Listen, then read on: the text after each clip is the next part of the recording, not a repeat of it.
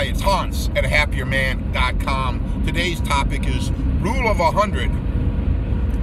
I have mentioned this Rule of 100 to both my adult kids a number of times, and I just kind of wanted to talk about it here because I think this idea of 100 has quite a bit of value in most people's lives, especially men's lives. And kind of the general idea on the Rule of 100 is to try, before you have children, that you get your life on track with this Rule of 100 idea.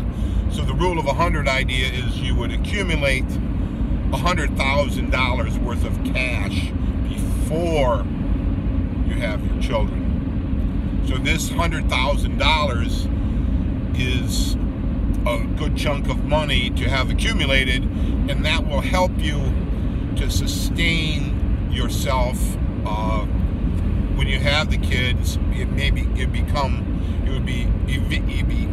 would be very, very handy if things go wrong in your life, and and if things go right, well, you still have the $100,000, right? And that's nothing wrong with having a good chunk of money like that to kind of tide you over in the tough times. So there's no guarantee that you'll have children and everything will be hunky-dory.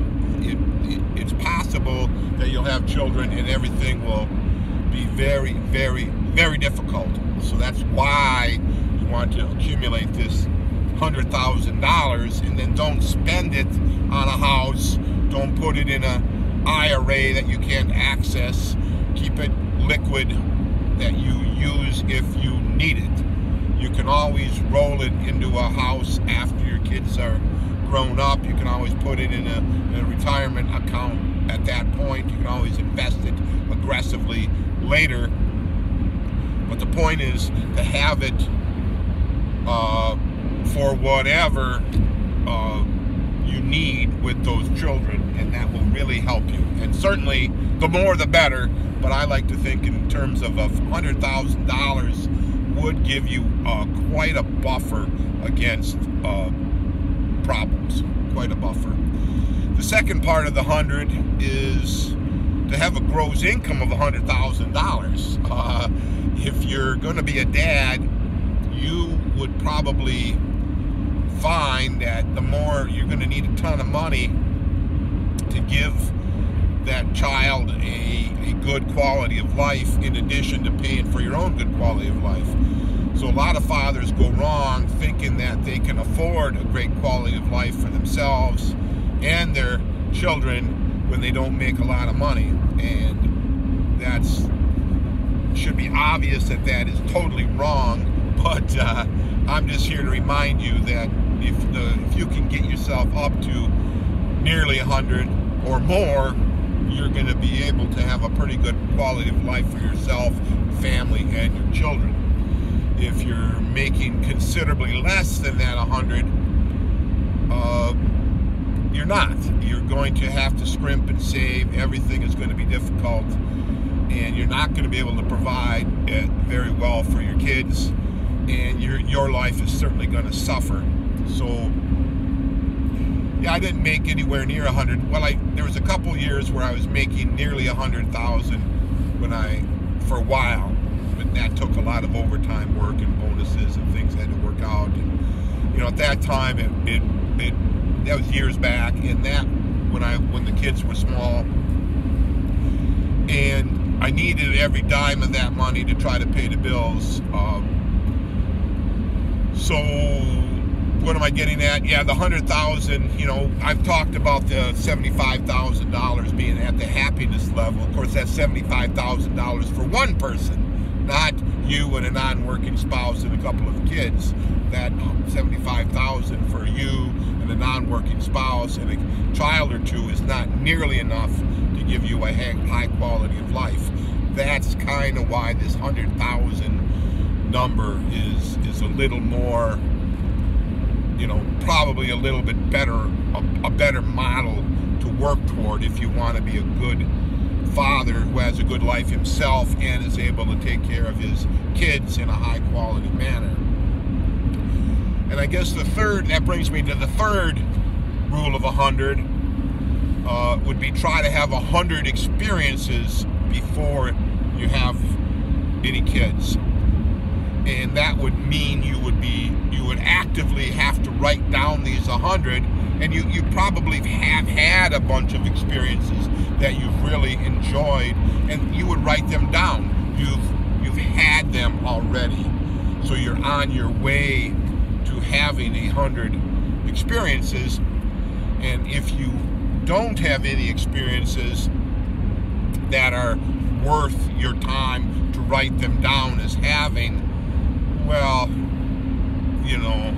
that's, what are you waiting for? And I would argue that that's something you ought to be working on, is working on what are the 100 things and how you might accomplish them, and maybe bucketing when those would be. But the reason I talk about 100 before the kids is certainly you'll be able to have experiences with when you have your kids. Certainly it's doable. Certainly some of the experiences that you're going to have with your kids are going to be so wonderful that will be a thing. And maybe one of the experiences of those hundreds is having a child and then another child, right? And then maybe there's things you want to do as a dad for them too. But this, I would say the bulk of the 100 would be things you do kind of on your own, or obviously with other people if it makes sense, but things that would be noteworthy, things that would give you a lot of happiness. If you tomorrow, if you did all the 100 things and they're all done by today, and tomorrow you were never able to do any more things, would that be good enough, right? Would your life be, wow, that was pretty good. Right now, I'm all in. I've got a child, a wonderful child. They need my care for the rest of my life. For whatever reason, I'm not going to be able to do, let's say, stuff that a single guy can do anymore. I'm all in on this. So that's why I like to recommend to men to, before you have kids, get some of those experiences in. And 100 is just a round number. Obviously, doing 100 things, that might be really, really, really tough.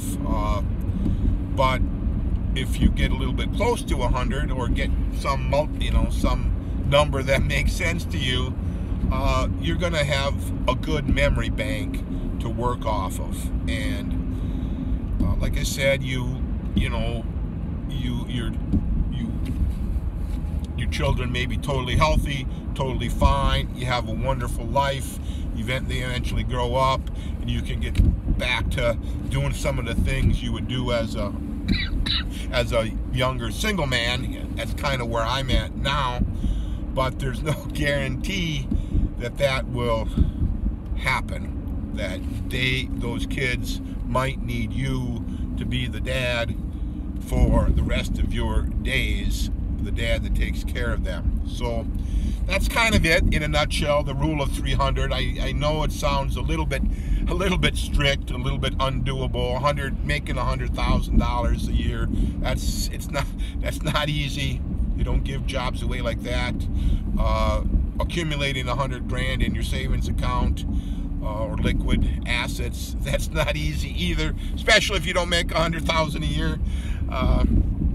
And taking the time to do 100 things when you're busy trying to make a lot of money and accumulate money, because doing those 100 things probably going to be, a lot of them are going to be expensive. So this would all point to, maybe, the easiest way to do this is to have your kids when you're a little bit older, probably not in your 20s, maybe think in terms of your 30s or early 40s. That would be a much easier way to do all these three things. Young fathers are usually going to struggle with these three things tremendously. You're not going to be able to do these things unless, you know, maybe your family gave you the $100,000 for your savings account, or maybe you're in an extremely high demand business out of college or into the family business where you're going to make a lot of money, and you've had a little bit of luck on doing the 100 things. So give those ideas, give that rule of 100 idea a little bit of thought. I'm just trying to help you make sure more and more and more men have great lives. So give that idea some thought. All for now.